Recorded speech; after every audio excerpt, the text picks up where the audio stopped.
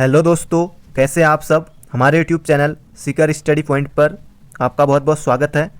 दोस्तों, आप लोगों की तैयारी अच्छी नहीं बल्कि बहुत अच्छी चल रही होगी और आज मैं आपके लिए लेके आया हूँ यूकेएसएससी के पैटर्न पर आधारित एक प्रैक्टिस सेट आपके लिए। दोस्तों, इसमें हम ये फुल प्रैक्टिस सेट रहेगा आपका। इसमें 100 क्वेश्चन पूरे रहेंगे। जैसे कि आपका सिलेबस में दिया गया है कि 20 क्वेश्चन उसमें हिंदी के रहते हैं और 40 क्वेश्चन आपके उत्तराखंड के रहते हैं और बाकी जो 40 क्वेश्चन होते हैं उसमें रीजनिंग भी रहती है। और इसके अलावा 30 क्वेश्चन में जो जीके जीएस है, सब कुछ करंट अफेयर मिला के, इतिहास है, भूगोल है, पॉलिटी है और इकोनॉमी है और भी कंप्यूटर है, सब कुछ। तो वो आपको इसके बाद मिलते रहेंगे। तो ये प्रैक्टिस सेट हमारा 1 है। तो इसमें दोस्तों ज़्यादा प्रश्न नहीं है क्योंकि वीडियो बहुत लंबी हो जाती है, तो सब कुछ आपको मिलेगा। आज हम पहले हिंदी का देख रहे हैं और इसके बाद आगे सब मिक्स मिलते रहेंगे आपको, उत्तराखंड के भी, और उसी में आपके जीके के क्वेश्चन भी, करंट अफेयर भी, रीजनिंग भी, सब कुछ आपको मिक्स मिलते रहेगा। तो ये आपके आगामी वीडियो एग्जाम के लिए और बीपीडीओ और कनिष्ठ सहायक का फॉर्म भरा होगा तो, और जो लोग उत्तराखंड पुलिस की तैयारी कर रहे हैं तो वो लोग भी इसे देख सकते हैं। तो आप लोग दोस्तों कमेंट में ज़रूर बताइए कि आपके कितने क्वेश्चन सही हुए। तो चलिए दोस्तों, आज का ये वीडियो शुरू करते हैं। तो ये है दोस्तों आपका पहला प्रश्न। निम्नलिखित में से कौन सी रचना प्रसिद्ध कवि मंगलेश डबराल द्वारा रचित नहीं है। तो दोस्तों, ये जो आपके सिलेबस में दिए गए हैं उन्हीं से इसमें प्रश्न को लिया गया। पूरा प्रैक्टिस सेट इसी पर आधारित है। और भी मंगेश डबराल जी के अलावा राजेश जोशी, सुमित्रानंदन पंत जी, माखनलाल चतुर्वेदी जी और भी बहुत सारे लोग हैं, मन्नू भंडारी जी और भी सभी लोग हैं। तो धीरे धीरे सब कुछ आपके लिए ये वीडियो आते रहेंगे। तो आपका जो पहला प्रश्न है, निम्नलिखित में से कौन सी रचना प्रसिद्ध कवि मंगलेश डबराल द्वारा रचित नहीं है। हम जो देखते हैं यही सच है, आवाज़ भी एक जगह है, या फिर नए युग में शत्रु। तो इसका आपसे पूछा है कि कौन सा नहीं है, तो इसमें आपको बताना है कि जो नहीं है वो आपको टिक करना होगा। तो दोस्तों, हम जो देखते हैं ये भी मंगेश डबराल जी की है, यही सच है, ये इनकी नहीं है, तो यही सच है। तो ये है दोस्तों मन्नू भंडारी जी की, मन्नू भंडारी, ये आप याद रख सकते हैं। और इनकी जो पूरी वीडियो, इनकी कितनी रचनाएं हैं और भी इनके बारे में बहुत कुछ, तो स्पेशली वीडियो लाने वाला हूँ। बाकी हम जो देखते हैं आवाज़ भी एक जगह है, नए युग में शत्रु, ये मंगेश डबराल जी की रचनाएं हैं। तो आपको कमेंट में बताना है कि इनका जन्म कहाँ हुआ था, मंगेश डबराल जी का, ये आपको कमेंट में बताना है। बाकी मैं अगले वीडियो में स्पेशली इनके बारे में लाने वाला हूँ। बढ़ते हैं अगले क्वेश्चन की तरफ। यह है आपका क्वेश्चन नंबर 2। शब्दालंकार के भेद हैं। तो ये आपको बताना है दोस्तों कि इनमें से शब्दालंकार के भेद कौन कौन है। यमक, सलेश, यमक, रूपक, उपमा, यमक, सलेश, या फिर ऑप्शन सी है अनुप्रास, सलेश, यमक, या फिर अनुप्रास, सलेश, या फिर उपमा। तो इनमें से आपको शब्दालंकार के भेद बताने हैं। तो दोस्तों, अलंकार का शाब्दिक अर्थ जैसे होता है कि आभूषण, या जो आभूषण, और इस तरह से कह सकते हैं कि जो काव्य की शोभा बढ़ाने वाले तत्व को अलंकार कहते हैं, इस तरह से कह सकते हैं। तो इसमें से आपको शब्दालंकार के भेद बताने। शब्दालंकार और अर्थालंकार और उभयालंकार, इस तरह से अलंकार होते हैं हमारे। तो हमें शब्दालंकार बताने। तो शब्दालंकार में होते दोस्तों, ऑप्शन में है सलेश, यमक, रूपक, उपमा, यमक, सलेश। तो अनुप्रास, तो सबसे पहले तो अनुप्रास आ गया दोस्तों हमारा, अनुप्रास सी में है, और अनुप्रास के बाद सलेश, सलेश भी है, और उसके बाद है यमक। तो ये ऑप्शन नंबर सी हमारा सही हो गया। इसके अलावा विप्सा अलंकार, ये भी हमारा शब्दालंकार होता है, और वक्रोक्ति एक अलंकार होता है, वो भी हमारा शब्दालंकार होता है। तो ऑप्शन सी हमारा बिल्कुल सही है। इसके अलावा अगर आपसे पूछता है कि एग्जाम में अर्थालंकार, एक बार एग्जाम में क्या हो, मतलब कि कई पेपर जो आपने पुराने पेपर देखे होंगे, सिर्फ उसमें इस तरह से क्वेश्चन आया था कि एक में तो आया था कि यमक है, सिर्फ इतना ही पूछा, यमक है, शब्दालंकार, अर्थालंकार, उभयालंकार, और चौथा ऑप्शन था कि इनमें से कोई नहीं। तो यमक आपको पता है कि ये शब्दालंकार है। एक में आया था कि अनुप्रास है। अगर आपने जो पिछला कनिष्ठ सहायक का एग्जाम हुआ था, कोई एग्जाम हुआ था, तो उसमें आया था कि अनुप्रास है, सिर्फ इस तरह से अनुप्रास है, शब्दालंकार, अर्थालंकार, उभयालंकार, इनमें से कोई नहीं, तो वो हमारा अनुप्रास हो जाएगा, शब्दालंकार। तो इस तरह से आपको ये याद करना है, और अलंकार के जितनी भी उदाहरण है आपकी बुक में, आप उन्हें पढ़ सकते हैं। और अर्थालंकार कौन कौन से होते हैं, अर्थालंकार, तो ये होते हैं दोस्तों उपमा। उपमा हमारा अर्थालंकार होता है, उपमा। रूपक, ये याद कर सकते हैं आप, उत्प्रेक्षा, उत्प्रेक्षा, और इसके अलावा अतिशयोक्ति, भ्रांतिमान, कई बहुत सारे उदाहरण हैं। तो शब्दालंकार आप थोड़े हैं, उन्हें आप याद रख सकते हैं, अनुप्रास, सलेश, यमक, पुनरुक्ति प्रकाश, विप्सा, वक्रोक्ति, तो इतने ही और भी एक आध होते हैं, तो ये शब्दालंकार है, आप इन्हें याद कर सकते हैं। तो ऑप्शन सी हमारा बिल्कुल सही है। बढ़ते हैं अगले क्वेश्चन की तरफ। काफ़ी इंपॉर्टेंट क्वेश्चन है। अगर दोस्तों अभी तक आपने इस वीडियो को लाइक नहीं किया है तो अभी वीडियो को लाइक कर सकते हैं। अगर आप चैनल पर नए हैं तो आप चैनल को सब्सक्राइब कर सकते हैं और इसके साथ ही अपने दोस्तों के साथ भी इस वीडियो को शेयर कर सकते हैं। तो आपका अगला क्वेश्चन है, संस्कृत से हिंदी में प्रयुक्त मूल शब्द से वर्तमान स्थायी तद्भव रूप तक पहुंचने के मध्य में संस्कृत के अशुद्ध या टूटे फूटे स्वरूप में प्रयुक्त होने वाले शब्द कहलाते हैं। तत्सम, अर्धतत्सम, देशज या फिर इनमें से कोई नहीं। तो इसका सही उत्तर दोस्तों आपके मन में आ गया होगा, आपने सोच लिया। अगर आपके मन में 5 सेकंड के अंदर उत्तर आ जाता है तो आपको इस प्रश्न का उत्तर आ रहा है, तो आप सोच के भी लगा सकते हैं। संस्कृत से हिंदी में प्रयुक्त मूल शब्द से वर्तमान स्थायी तद्भव रूप तक पहुंचने के मध्य में संस्कृत के अशुद्ध या टूटे फूटे स्वरूप में प्रयुक्त होने वाले शब्द तत्सम, अर्धतत्सम, देशज या इनमें से कोई नहीं। तो ये कहलाते हैं दोस्तों ऑप्शन नंबर बी आपका बिल्कुल सही है। जिन जिन लोगों ने ऑप्शन बी लगाया वो बिल्कुल सही है। तत्सम क्या होते हैं दोस्तों? जो होते तत् धन सम, यानी कि जो संस्कृत के समान शब्द, संस्कृत के समान, उन्हें हम तत्सम कहते हैं। संस्कृत के समान वो शब्द हमारे तत्सम होते हैं। और एक होता है तद्भव, ये होते दोस्तों जो संस्कृत जो तत्सम के बदले हुए रूप है, संस्कृत से जो हिंदी में प्रयुक्त होते हैं वो शब्द, वो कहलाते हैं हमारे तद्भव। तो देशज दोस्तों जो देशी में हमारे देश में जो जन्मते हैं शब्द, उन्हें हम देशज शब्द कहते हैं। जैसे जो हमारे गांव में जैसे अलग अलग शब्द चलते हैं कुछ, जिनका कि देश में ही आविष्कार हुआ है या किसी भाषा से कुछ नहीं लेके, तो जैसे डिबिया, लोटा, कुछ तरह के मेहरारू करके कुछ ये शब्द होते हैं, गोरू हम लोग बोलते हैं। तो ये हो गए हमारे देशज शब्द। बढ़ते हैं अगले क्वेश्चन की तरफ। अगला क्वेश्चन है, अब इसमें आपसे पूछा गया है मुहावरा किनारे लगना। तो किनारे लगना के लिए सटीक मुहावरा है। तो ये क्वेश्चन नंबर 4 है, इसका आपको सही उत्तर बताना है। किनारे लगना के लिए सटीक मुहावरा है, नदी पार करने में असफल होना, डूबने से बचना, किसी कार्य का समाप्त होना या लहरों द्वारा किसी वस्तु को किनारे लगाना। तो नदी पार करने में असफल होना या फिर इस तरह से तो नहीं दोस्तों, किनारे लगना मतलब कि आप किनारे नदी पार करने में असफल होना, ये भी नहीं होगा। डूबने से बचना, तो ये भी नहीं होगा। किनारे लगना किसी कार्य का समाप्त होना, ये हो सकता है। अगला है लहरों द्वारा किसी वस्तु को किनारे लगना, तो ये भी नहीं। तो ऑप्शन सी हमारा बिल्कुल सही होगा कि किसी कार्य का समाप्त होना, ऑप्शन नंबर सी। अगला क्वेश्चन है, समोच्चरित भिन्नार्थक शब्द नहीं है। तो यहाँ पर दोस्तों ये चौ है, ये आधा रहेगा, यहाँ पर टाइपिंग एरर है, तो आप इसको सही कर लीजिएगा। समोच्चरित भिन्नार्थक शब्द नहीं है। तो इस तरह के क्वेश्चन भी दोस्तों आजकल पिछले 2-3 सालों से पूछे जा रहे हैं।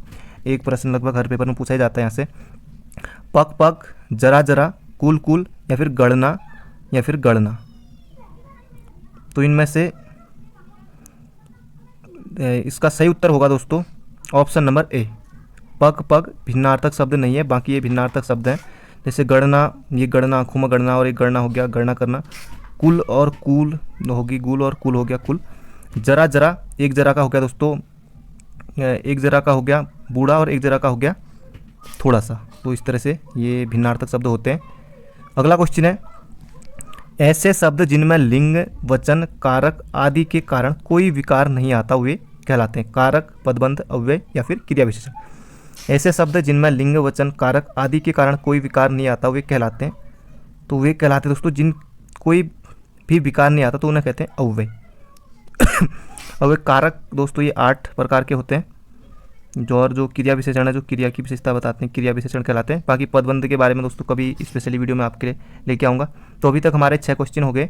तो आप अपने कितने आपके क्वेश्चन सही हो रहे हैं, आप अपने मन में उनको गिनते रहें दोस्तों। अगला क्वेश्चन है क्वेश्चन नंबर 7, निम्नलिखित में से कौन सा शब्द पहाड़ का पर्यायवाची नहीं है। तो आपको बताना है कि इनमें से 4 ऑप्शन आपके सामने, तो इनमें से कौन सा पहाड़ का पर्यायवाची नहीं है। तो पर्यायवाची से भी आप जितने आपकी बुक में पर्यायवाची हैं तो आप उन्हें याद कर सकते हैं। एग्जाम में पर्यायवाची से भी लगभग एक आध क्वेश्चन पूछ लिया जाता है।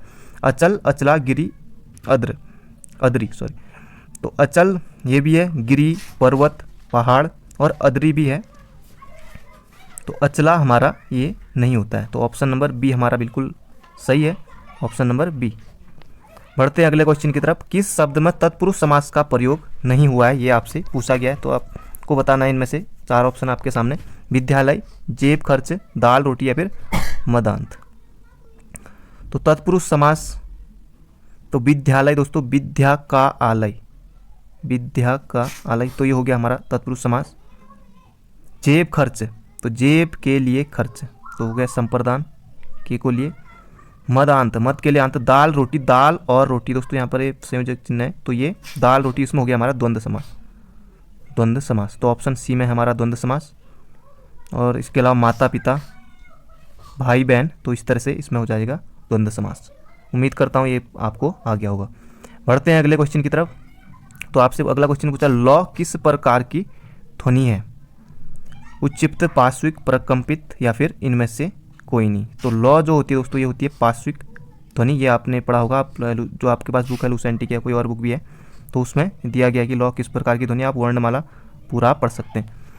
इसके अलावा दोस्तों अंत्यस्थ व्यंजन, ये भी आपसे पूछे जाते हैं। अंत्यस्थ व्यंजन कौन कौन से होते हैं? तो अंत्यस्थ व्यंजन होते हैं य, र, ल, व, ये आप याद कर सकते हैं। तो ये अंत्यस्थ व्यंजन में भी हमारा आ गया है लौ। तो लौ किस प्रकार की ध्वनि, तो यहाँ पर पार्श्विक, तो यहाँ पर हमारा ये लौ अंत्यस्थ व्यंजन में भी आ गया है। और इसके अलावा एक और ऊष्म व्यंजन से भी क्वेश्चन पूछे जाते हैं कि ऊष्म व्यंजन कौन कौन से होते हैं? तो ये सौ, और सौ, ये सौ और ये ह। ये ताल भी से होता है, ये मूर्धन्य तो है दंती सौ, और ये ह, ये होता है कंठी में। तो आप इन्हें जरूर याद कर सकते हैं। और भी वर्णमाला। बढ़ते हैं अगले क्वेश्चन की तरफ। अगला क्वेश्चन है कि मिश्रण का उचित विलोम शब्द है। तो दोस्तों ये थोड़ा टाइपिंग एरर हो, तो मिश्रण इस तरह से ये इसका शुद्ध होगा। तो अब आपको बताना है, तो आप इसको सही सुधार लीजिएगा क्योंकि टाइपिंग थोड़ी एरर हो गई है। तो मिश्रण का उचित विलोम है कम, वर्ण, रूक्ष से या फिर इनमें से कोई नहीं। तो मिश्रण का हो गया दोस्तों रूक्ष, ऑप्शन नंबर सी बिल्कुल सही है। दोस्तों इस तरह की सीरीज आपके लिए हेल्पफुल है या नहीं, आप कमेंट करके ज़रूर बता सकते हैं। बढ़ते हैं अगले क्वेश्चन की तरफ। दोस्तों जो अगली वीडियो होगी, इस तरह से हम अभी हिंदी देख रहे हैं, उसके बाद सभी मैंने आपको पहले स्टार्टिंग में बता दिया था कि सभी कुछ Uttarakhand GK, GS, current affair, सभी रीजनिंग, सभी क्वेश्चन मैं आपके लिए लेके आऊँगा। ये पूरा सेट आपका 100 क्वेश्चनों का रहेगा। अगला है, हंस के समान सुंदर मंद गति से चलने वाली स्त्री के लिए एक शब्द है। तो ये वाक्यांश के लिए एक शब्द जो आपके कितने बुक में होगा, ये पूरा ही चैप्टर है, तो आप वहाँ से इनको पढ़ सकते हैं। हंस के समान सुंदर मंद गति से चलने वाली स्त्री के लिए एक शब्द है हंसी, हंसगामिनी, हंसिनी या फिर हंसवाहिनी। तो ये होगा हमारा ऑप्शन नंबर बी, हंसगामिनी। जो हंस के समान सुंदर मंद गति से चलने वाली स्त्री, तो हंसगामिनी। एक होता है दोस्तों कई बार पूछा गया कि अंकसायनी, यानी कि गोद में सोने वाली स्त्री के लिए अंकसायनी। इस तरह से जो भी आपके बहुत सारे उदाहरण दिए गए बुक में, आप उन्हें पढ़ सकते हैं। और भी बहुत सारे शब्द होते हैं, जैसे जिसका पति परदेश गया हो या जो जिसका पति आने वाला हो, इस तरह के बहुत सारे शब्द हैं। तो यहाँ से अक्सर क्वेश्चन पूछे जाते हैं। अगला क्वेश्चन है, इनमें से किस बोली का बिहारी हिंदी से संबंध नहीं है? तो आपको बिहारी हिंदी, तो यहाँ से भी अक्सर क्वेश्चन पूछे जाते हैं और ये भी आपके सिलेबस में दिया गया है। भाषा एवं हिंदी भाषा आप अगर पहले में ही देखेंगे हिंदी के सिलेबस में। इसके अलावा उत्तराखंड की और भी कार्यालयी भाषा, उत्तराखंड प्रदेश की भाषा या भाषा के प्रकार जितनी भी भारत की बोलियाँ, तो ये हमारा सिलेबस में दिया गया है।